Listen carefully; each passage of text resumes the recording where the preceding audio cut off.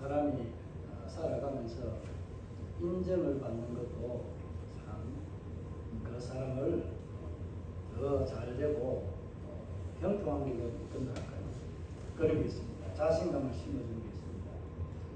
또 사랑받는다는 것, 이건 역시 우리에게는 굉장히 큰 그 사람의 됨됨이를 채워나가는 하나의 기둥과 영양소가 되는 것을 우리가 보게 됩니다. 여러분은 사랑받고 있는 자입니다. 또 사랑하는 자입니다. 여러분 안에 그 사랑을 꽃피우고 표현하고 드러내는 그런 삶이 되기를 주의 이름으로 축복합니다. 오늘은 우리가 특별하게 지키는 아름다운 날, 좋은 날, 우리 예수님이 이 땅 가운데 오신 날입니다.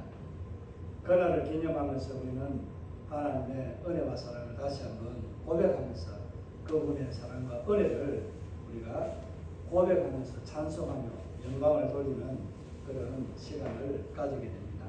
그래서 오늘 세상 사람들은 과거에는 많은 사람들이 거리로 몰려나가서 성탄절 이브날 그 잔치가 세상 사람들의 주역으로 살아가는 그런 상권이 형성이 되는 잘 되는 그런 일들이 있었다면 어제 매스컴에서 잠깐 소개된 것을 보니까 거리에 사람들이 불을 켜놨는데 사람들이 없다라고 하는 이런 메시지를 들었습니다. 보았는데 한 지역만 그럴 수도 있고 좀 대체적으로 많이 이런 것들이 밀집되었다고 할까요? 그런 것들이 아마 있을 수 있습니다. 앞에 제가 좀 말씀드린 것 같이 다음 세대가 사실은 교회 내에 많이 사라져가고 있다는 겁니다. 그만큼 우리 다음 세대가 얼마만큼 중요한지 내일이라는 이 새싹 또 우리 씨앗이라고 할 수 있는 이 씨앗이 없으면 그 다음에는 기대할 수 없습니다. 하나님 나라는 더 풍성하고 30배, 60배, 100배로 성장하고 확장되는 그런 나라가 하나님의 나라의 특징입니다. 이를 위해서 이 땅 가운데 오신 우리 주 예수 그리스도 그분을 통해서 우리는 이 온 세상에 그분의 나심과 그분이 우리를 위해서 베풀어 주신 모든 것에 대해서 선전하고 자랑하고 이렇게 살아가는 것을 우리는 하나님의 영광을 위해서 살아간다라고 그렇게 말하고 또 그렇게 표현합니다. 그런 삶들이 우리 안에 얼마만큼 일어나고 있는지 한번 오늘 성탄을 맞이해서 여러분이 한번 돌아보시면 참 좋겠습니다. 내 자신도 돌아보시면은 우리 한국 교회가 성도들이 이렇게 하나님 나라를 위해서 정말 열매 맺고 꽃피는 삶들을 살아왔는지 정말 나만 예수 믿고 살아가는 이 즐거움에 빠져 있는지 한번 냉정하게 돌이켜 짚어보고 그렇게 나는 의미 있는 그런 날이 되었으면 좋겠습니다. 오늘 우리 주 예수 그리스도께서 오신 날 메시지가 좀 우리 주님이 오신 것에 대해서 말하고 또 전하면 더 좋겠는데 이런 말씀들도 늘 우리가 자주 접하기 때문에 오늘 예수님은 정말 어떤 분이셨기에 우리가 그분을 믿고 또 그분을 신앙한다라고 하는 따라가는 삶을 살아가려고 할까요? 그런 것을 이제 잠깐 우리가 살펴보기 위해서 오늘 이 본문의 말씀을 택했습니다.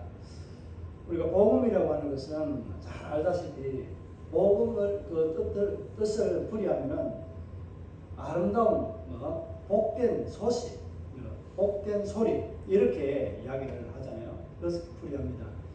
그래서 사도 바울이 로마서를 기록하면서 복음이라고 말할 때 이 복음은 무엇을 의미하는가?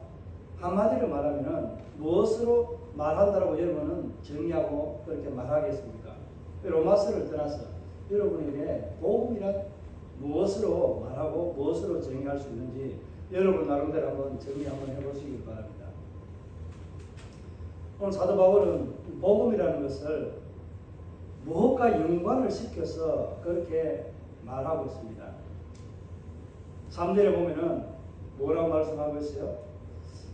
예수 그리스도 그분이 오신 것에 대해서 말할 때 한 사람은 소개하고 있지 않습니다. 너무나도 잘 아는 것이기 때문에 다윗이라고 하는 이 예표가 되는 메시아의 모델이 될 수 있는, 모형이 될 수 있는 이 다윗을 가지고 설명합니다. 혈통으로는 누구의 혈통으로 왔다고요? 다윗의 혈통으로 왔다는 겁니다. 다윗의 혈통으로 왔다는 것은 무엇을 의미합니까? 구약에서 많은 선지자들이 다윗의 집안에서 메시아가 오게 될 것이라고, 다윗의 왕권은 영원히 시들지 않고 멸망하지 않는 그런 왕권을, 그의 통치권을 보여해 주겠다고 하나님께서 약속하셨습니다. 이 의미들이 다윗의 왕권을 가지고 오는 그 왕은 영원히 쇠하지 않고 영원 무궁토록 왕으로서 자정하고 또 통치하시는 그런 왕으로 오신다는 겁니다. 그러니까 육신의 혈통 다윗은 예표인데 다윗의 가문은, 왕가는 망했습니까? 안 망했습니까? 망했잖아요. 어찌 보면은 표현이 좀 그렇지만은 하나님께서 다윗의 왕조를 이제는 더 이상 그 모양적으로 메시아적으로 주시마 했던 그 약속 그냥 해한 것이 아니라 때가 되니까 다윗의 왕권이 몰락하고 이제 하나님께서 새로운 약속했던 왕권을 이제는 회복시키는 그런 단계로 오게 된 겁니다. 그렇게 되었을 때 이제 때가 되니까 하나님께서 모형적으로 보여줬던 다윗의 왕권을 가지고 온 예수 그리스도에 대해서 말씀합니다. 많은 선지자들이 예수 그리스도의 나심과 또 그분이 어떻게 이 땅 가운데 오시게 될 것인지에 대해서도 말씀하고 있습니다. 지역은 어디라고요? 유다고 베들레헴입니다. 하나님의 성소가 있었던, 그 성막이 있었던 그 장소에, 하나님 임재의 장소가 있었던 그곳에 임하신다는 것이었고, 또 하나는 뭐예요? 죄의 삭스로 이어지는 사람의 혈통이 아니라 온전히 하나님으로서 이 땅 가운데 오시게 되는 다른 혈통을 입게 된다는 겁니다. 비유적으로는 다윗의 혈통이라고 했지만은, 그러니까 남자와 여자의 관계가 아닌 하나님의 전적인 성령의 능력으로 잉태된 아기가 있습니다. 그 잉태를 한 분이 누구라고요? 마리아라고 우리가 하잖아요. 그죠? 마리아가 예수님을 잉태하게 됩니다. 그러고 난 이후에 호적하러 내려왔을 때 그 지역이 바로 유다 베들레헴입니다. 말구 위에 났다라고 그렇게 말씀하고 있고 또 그렇게 기록하고 있습니다. 이런 것들은 우리가 잘 아는 내용들입니다.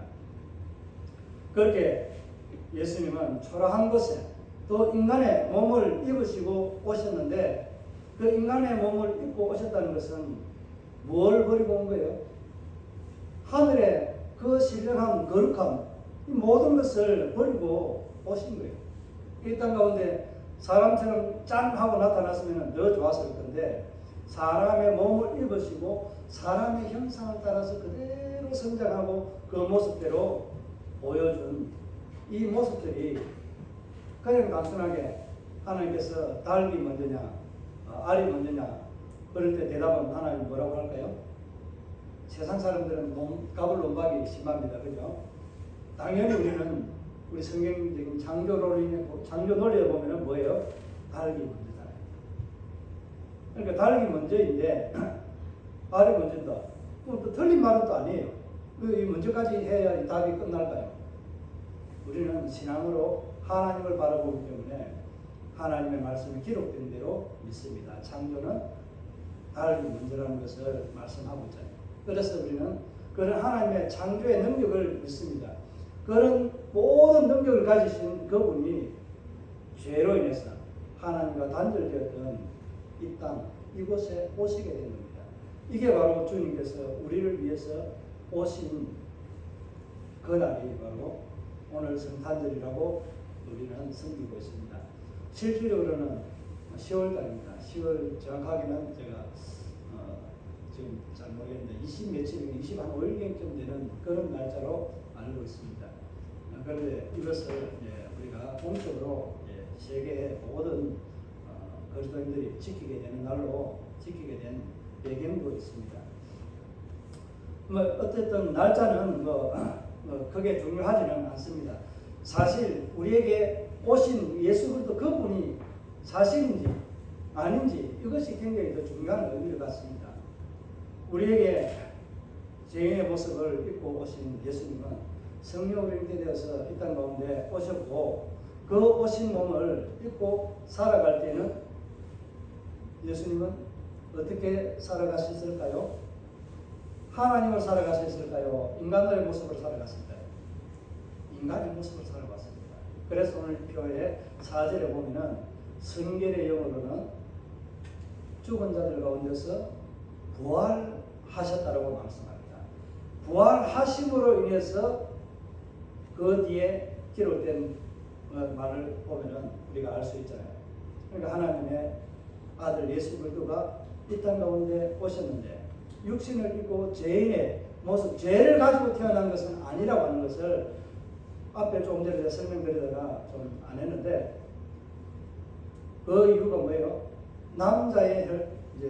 남녀와 관계에서 나오는 모든 사람들은 죄 아래에 놓여 있지만은 성령으로 잉태된 예수님은 하나님이신 그분이 인간의 몸을 입고 인간의 과정, 성장 과정과 똑같은 모습으로 성장하기 위해서는 동일하게 잉태가 되어야 되기 때문에 그렇게 마리아를 통해서 잉태되었다는 것을 말씀합니다. 그러니까 죄가 없고 흠이 없으신 하나님, 그분이 인간의 몸을 입으시고 사람으로 오셨다는 겁니다. 하나님 자신으로 오신 것이 아니라 이제 부활하신 그 성결의 형으로서 죽은 자들 가운데서 부활하심으로 인해서 무엇을 다시 회복하신 거예요?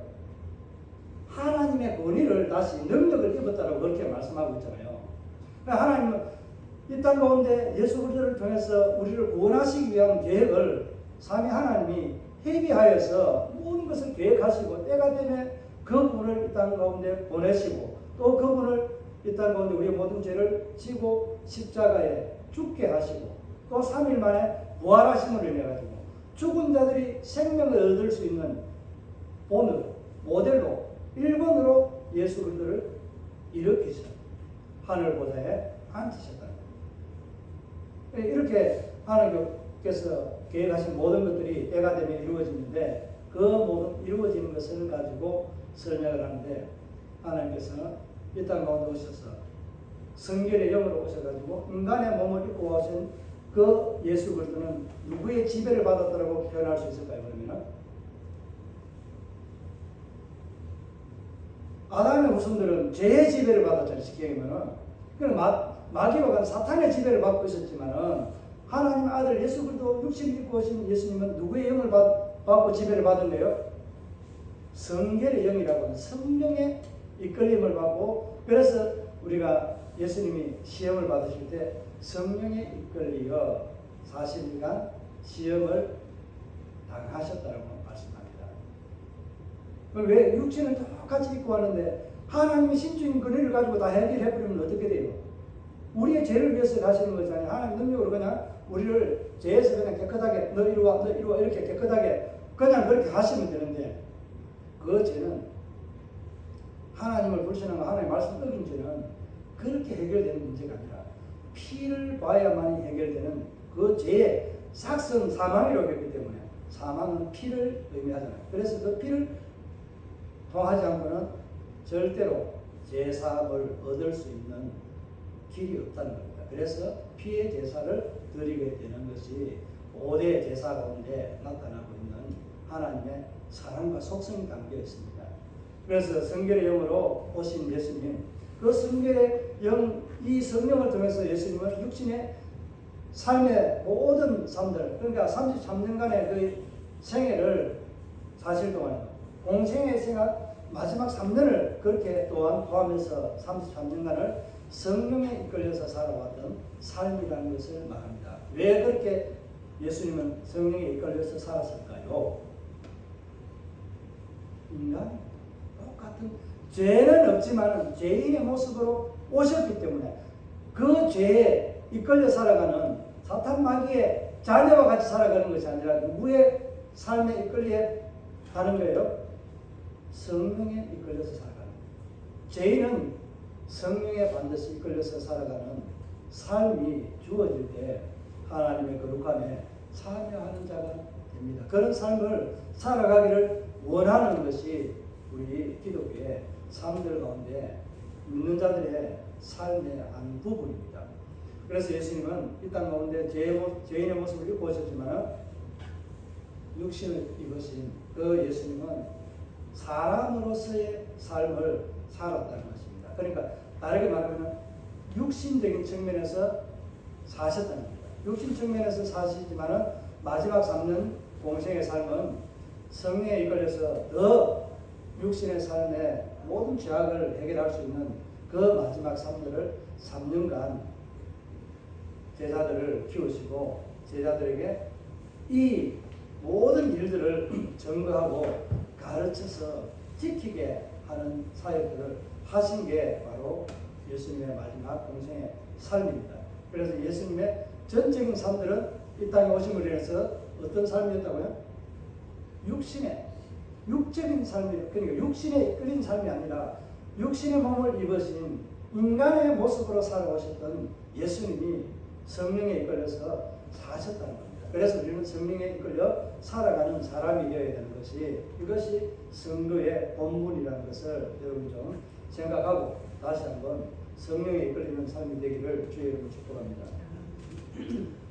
이런 것들을 이야기할 때 이제 사도 바울은 또 뭐라고 말하고 있어요? 능력을 이제 다시 부활하심으로 인해 가지고 어떻게 된 거예요? 제 모습을 다 씻어버리고 이제 부활했으니까 몸도 변하고 다 변했잖아요. 그 영광스러운 몸으로 변화된 그 예수님은 원래 지위로 회복되었다는 겁니다. 그러니까 육신의 몸을 이제 벗어버리고 육신의 삶들을 이런 모든 것들을 벗어버리고 하나님으로서 다시 복귀가 되었다고 그렇게 보면 됩니다. 이 표현이 굉장히 좀 잘못 이해하면은 뭐 이단적인 어떤 요소가 될 수 있습니다. 이해를 위해서 제가 이렇게 말씀드립니다. 이 권능을 부활하심으로 인해 가지고 모든 죄인의 삶들을 청산했기 때문에 인간의 삶이 아닌 이제는 하나님의 영광의 본연의 삶의 자리에 섰다라는 것을 의미한다고 그렇게 보시면 됩니다. 이게 바로 하나님의 아들 예수 그리스도라는 것을 증거합니다. 그러니까 복음이라는 것은 우리에게 복된 좋은 소식이지만은 결국은 이 복음은 무엇과 연관이 되어 있습니까? 하나님과 하나님의 아들이라는 이 관계 속에서 이어지는 내용들을 이제 설명하는 것이 바로 복음이라고 그렇게 말하고 있습니다. 사도 바울이 오늘 예수 그리스도의 나심에 대해서는 아브라함을 포함하지 않고 이미 잘 알고 있는 아브라함의 약속을 따라 하나님은 다윗을 통해 주신 그 약속의 성취가 이루어진 것에 대해서 더 이상 설명할 필요가 없기 때문에 그냥 다윗의 후손, 다윗의 자손으로 오신 하나님 육신을 입고 오신 그 하나님의 아들의 관계를 성령으로 설명합니다. 성결의 영이라고 하는 성령으로 말씀하고 있습니다. 그 성령에 이끌려서 사신 그분이 성령으로 인해서 부활하셨다 하는 것 끝까지가 내용이 바로 육신의 삶을 입으시고 이 땅 가운데 오신 예수님의 삶의 이유였다고 말씀을 하고 있는 겁니다. 그러니까 예수님의 삶의 이유라고 하는 이 표현도 하나님을 그렇게 표현하면 안 되지만은 예수님이 그렇게 오신 목적이 그거다. 우리를 위해서 오셨다는 거예요. 죽음을 이기시고 부활하신 하나님. 예수님 그분의 부활, 그 죽음이 우리의 죽음이고 또 그분의 부활이 우리의 뭐예요? 부활이 된다는 겁니다. 이것을 믿고 살아가는 모든 자들에게는 마지막 때에 우리에게 이와 같은 은혜가 똑같이 예수님의 부활처럼 되살아나고 예수님이 가진 그 생명처럼 영원한 생명을 누리게 된다는 것을 말씀합니다. 오늘 4절 우리 다시 한번 읽겠습니다. 성경의 영어로는 죽은 자들 가운데서 부활하사 능력으로 하나님의 아들로 선포되셨으니 곧 우리 주 예수 그리스도라. 원래 지위로 회복된 그분이 누구라고요? 예수 그리스도 하나님의 아들이라고 하는데 여기서 선포되었다라는 이 표현을 쓰잖아요. 왜 선포되었다고 그렇게 말할까요? 예수님이 오실 때는 선포되었다는 표현 안 쓰는데 왜 부활하시고 난 이후에 하나님의 능력을 더 믿고 그 능력을 이제 다시 회복하고 난 이후에 하나님의 아들로 선포되었다는 것은 무엇을 의미한다고 보십니까? 아들이라는 것을 정리하는 거예요. 다시 돌아갔지만은 원래 자리로 다시 돌아간 거잖아요. 하나님이시면서 아들로서 우리를 위해서 오시마 했던 그 약속대로 예수님은 순종하고 그 모든 것들을 아버지가 내 뜻대로 모읍시고 인간 육신의 삶에서 느끼는 그런 고통과 이런 피하고 싶은 것을 따르지 않고 아버지가 주신 잔을 그대로 마시고 따르게 아버지의 뜻을 이루는 삶으로 나를 이끌어 주시고 내가 부끄러워도 그것을 참고 내게 맡겨진 그 모든 일들을 이루어 나가겠습니다 하는 고백으로 예수님 마지막 기도하신 모습 이것을 보면서 우리가 알 수 있잖아요. 아버지와 아들의 관계는 아들이 누구를 부를 때 그 아버지라고 불러요? 남의 집 아버지를 그냥 내 아버지처럼 그렇게 불러요? 남의 집 엄마를 그렇게 내 어머니처럼 불러요? 아니잖아요. 분명한 관계가 예수님은 이 마태복음에서도 마찬가지지만 15년 포도나무에서도 그 관계 속에서 이어지는 것. 포도나무와 포도가지, 포도 열매 이런 것들을 통해서 아버지와 나는 하나라고 말하는 것처럼 포도나무 비유에서도 가지가 어디에 붙어 있어야 돼요? 나무에 포도나무에 붙어 있어야 그 가지가 열매를 맺고 생명력을 유지하게 된다는 것을 말씀합니다. 그런 것들을 보면서 오늘 예수님은 부활하심으로 인해가지고 아들로 있었던 하나님의 자리에서 내려오셨는데 다시 부활하심으로 인해가지고 그 모든 인간의 죄를 해결했기 때문에 다시 부활의 영광을 통해서 하나님의 자리에 지금 복귀하게 된 겁니다. 복귀. 다시 하나님의 지위에서 올라가신 겁니다. 그래서 이때에 우리에게 주신 이름은 뭐라고 말하고 있을까요? 천하 인간에게 구원을 얻을 만한 이름을 우리에게 다른 이름을 주신 일이 있었어요. 없잖아요. 바로 이런 사건들이 이런 복음에 대해서 전가해주는 말씀들입니다. 혈통으로는 다윗의 자손으로 오셨지만은 하나님의 아들로서 인정을 받는 예수 그리스도 그분이 바로 우리에게 생명을 주시고 또 우리에게 영원한 죄의 자리에서 영원한 사망의 자리에서 건져주신 예수님이라는 것을 말씀하고 있습니다. 그래서 오늘 뭐 다른 말씀도 좀 있지만은 오늘 우리가 생각하는 것은 우리는 하나님 약속을 생각할 때에 오늘 사도 바울이 3절에서 혈통적인 관계에서 말씀하고 있는 이것을 말할 때는 뭐를 우리가 생각할 수 있습니까?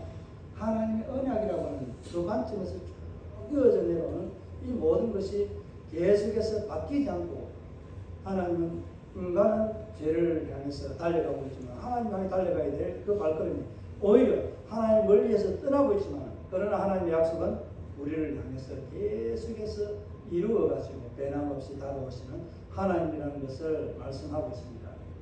그런 것을 알 수 있잖아요. 그래서 우리에게 무엇을 통해서 구원을 우리에게 선물로 주시려고 하고 있는지 사도 바울이 복음이라는 이 관계를 설명하면서 복음의 진정한 내용과 또 복음의 본질이 무엇인가를 말할 때 하나님의 말씀, 언약이라고 할 수 있는 혈통적인 관계에서 약속하신 것을 이루시는 하나님, 그분이 우리 인간을 향한 그 사랑을 어떻게 펼쳐나가시는가 하는 것을 말씀해 주고 있습니다. 그래서 성경의 영어로는 우리가 다윗의 혈통으로 오신 예수님을 모든 죽은 자들 가운데서 부활하게 하신 것, 스스로 부활하신 것이 아니라 하나님께서 아버지께서 예수 그리스도를 일으켜 세우셨다는 겁니다. 그렇게 이렇게 세우신 그를 어디에 하늘 보좌 우편에서 만국을 이 온 세상을 통치하는 통치자로 왕으로 좌정해서 그 통치권을 예수 그리스도에게 부여해 주셨다는 것을 말씀하고 있습니다. 이 모든 것을 정리하는 것은 예수님께서 어떻게 우리에게 다가와서 말씀하셨습니까? 부활하신 후에 마태복음 28장에서 19절부터 보면은 18절부터 보면은 하늘과 땅의 모든 권세를 누구에게 주셨다고요? 내게 주셨다고. 예수님께서 누구로부터? 아버지로부터 하늘과 땅의 모든 권세를, 통치권을 다스리는 모든 권세를 받으시고 또한 그 권세를 누구에게 또한 이양을 했습니까? 사용할 수 있도록 제자들에게. 또 다음 제자들을 아버지와 아들과 성령 이름으로 가르쳐 지키게 하라. 다르게 말하면 제자 삼으라고 그렇게 말씀하고 있잖아요. 오늘 이 땅 가운데 오신 우리 주 예수 그리스도는 우리에게 하늘 보좌 버리시고 오시면서 우리에게 낮아지는 모습도 보여주시고 그분이 오신 진정한 목적도 우리에게 보여주십니다. 그분의 삶을 통해서 우리는 죽음의 자리에까지 우리를 사랑하시는 하나님의 아들 예수 그리스도를 보게 하십니다. 그래서 오늘 부활하심으로 인해 가지고 하나님께서 하나님의 아들로 뭐 하신 거예요? 예수님도 선포했지만은 하나님께서 선포하셨잖아요. 물론 이제 이것은 이제 예수님께서 요단강에서 세례요한이 세례를 베풀 때에 이 모습을 보게 합니다. 세례를 받으시고 올라오시는 이때에 하늘에 열리고 거기에서 음성이 나게 됩니다. 뭐라고 했는지 혹시 아세요? 오늘 우리가 하늘의 천사들이 하나님을 찬송하고 예수 그리스도의 나심에 대해서 선포했던 그 영광의 찬송과 같은 음성이 들렸습니다. 이는 내 사랑하는 아들이라고 말씀합니다. 하나님께 직접 세례요한에게 말한 것이 아니라 예수님에게 직접 말한 것이 아니라 누구에게 말한 거예요? 거기에 있는 사람들에게 증거하라고 말씀합니다. 또한 이런 사건들이 베나산에서 또 있습니다. 베나산에서 하나님께서 그들에게 보여주십니다. 이때는 특별히 세 사람밖에 없습니다. 베드로와 야고보와 요한이 그 예수님과 함께 따라가서 베나산에서 그 모습을 보았습니다. 그래서 하나님 영광이 있으니까 이곳에 초막을 짓고 살아갈까요? 엘리야를 위해서, 예수님을 위해서, 하나님 우리를 위해서 이곳에 그냥 하나님 영광이 이곳에 우리는 살려고 합니다. 이곳에 살 수 있는 것이 아니라 하나님은 예수님을 통해서 어떻게 하시려고 하는 거예요? 그곳에 지을 것이 아니라고 세상에 너희들이 발걸음 닿는 곳에 또 발걸음 닿는 그곳에 내 나라를 세워나가는 거룩함 임하도록 너희가 그 일을 위해서 수고하고 애쓰라고 말씀합니다. 이게 바로 하나님께서 하나님 아들로 선포되는 예수 그리스도를 증거하는 말씀들이라고 그렇게 볼 수 있습니다. 오늘 말씀을 정리하면 이 땅 가운데 오신 예수님은 어떤 분이에요?